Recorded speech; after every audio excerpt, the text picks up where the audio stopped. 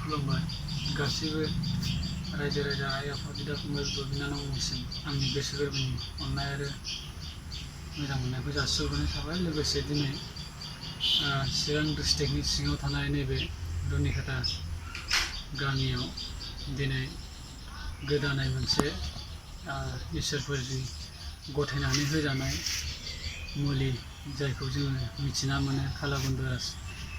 दिनै गोबां मनसमाया फिसाफोरानो दिनै बेमार आजारजों दाब दाब जायगायाव दिनै गोदोसोनानै थादों, भुगिसोनानै थादों बेमार आजारजों। दिनै बेफोरो माजों हामगोन माजों हामा दिनै सिन्था भाबना खालामबायसो। दिनै बिनिखायनो इसोरफोरा दिनै बिथोन होनायलाय दिनै नैबे जोंनि उथ्रिसार मन्दिरनि दिनै आइ आफा दिनै इसोरफोरा दिनै बिथोन होनाय बायदि दिनै जों न'खरावनो जोंहा मन्दिरबो दंखायो हिसाबै आइ आफामोना दिनै बिथोन होनायलाय नैबे कालाबन्दराज होननानै जायखौ जों मिथिनो मोनो नैबे मन्दिरखौ जोङो होना लांफैनो हागोन। नै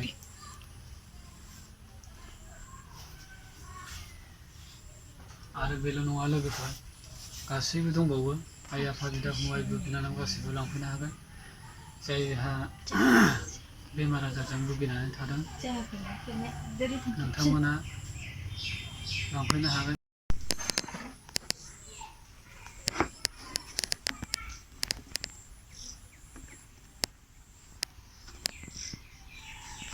नैबेनो लोगोफोर जायखौ जोङो मुलि गोसोम होनना बुङो। नोंथांमोना गासैबो माने सानाय सुनाय बिस बियाद जन्दिस आरो सिङाव जुदि अपारेसन जागोदान गारायफोर जुदि रानबोआखैब्ला बे मुलिखौ लोंनो हागोन।